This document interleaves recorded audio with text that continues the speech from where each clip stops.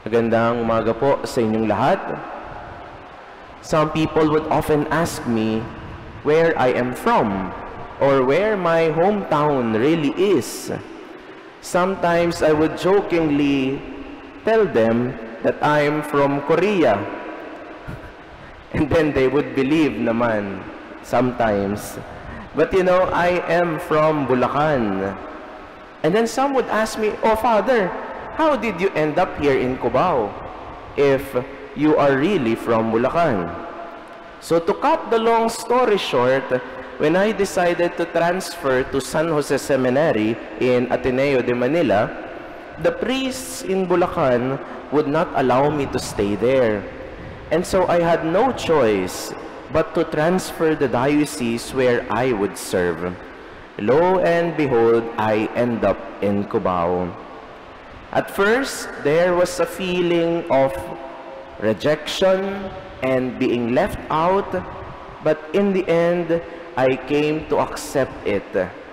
Pero may nagsabi naman, "Father, okay lang yan. Bulacan's loss, Cubao's gain." Sila may sabi noon, hindi ako. Dear brothers and sisters, our gospel today is a developing story and continuation of the other day's gospel and yesterday's. If you could still remember, the other day's gospel was about Jesus healing the man from the tombs who was possessed by a legion of evil spirits. Towards the end of that gospel, it says that the people begged Jesus to leave their district. Pinaalis nila si Jesus doon sa kanilang lugar. Maybe they became afraid of him because they associated him with the evil spirits. Yesterday naman, the gospel began by saying that Jesus arrived to the other side and was welcomed by a large crowd and even stayed close to him.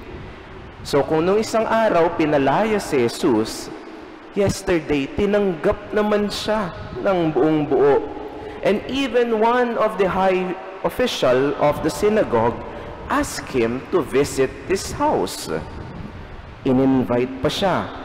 Kung dun sa kabila, pinilit siyang umalis, kahapon naman, pinagkaguluhan pa siya at inimbita pa siya sa bahay ng isang big-time na opisyal.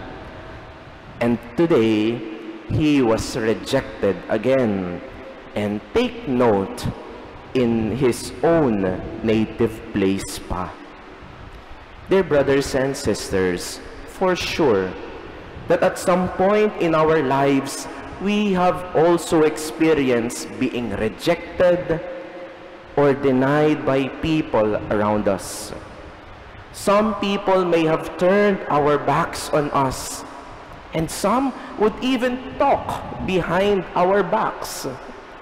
But Jesus reminds us today that when some people reject you, do not worry, because more people will be there for you to accept you as well. Life, dear friends, is a series of rejections and acceptance. And sometimes people can hinder us to be the best version of ourselves. Minsan, panghihinaan tayo ng loob. We might get disappointed.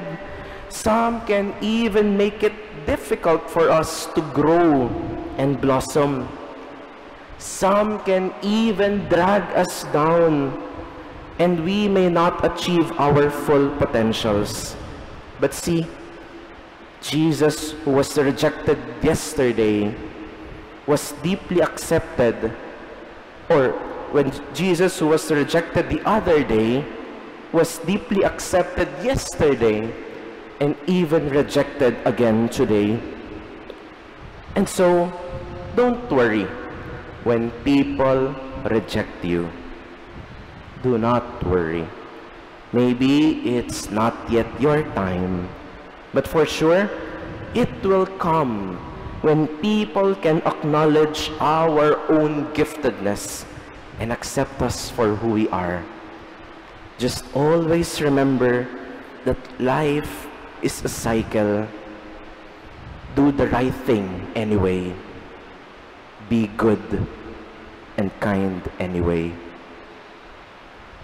Amen.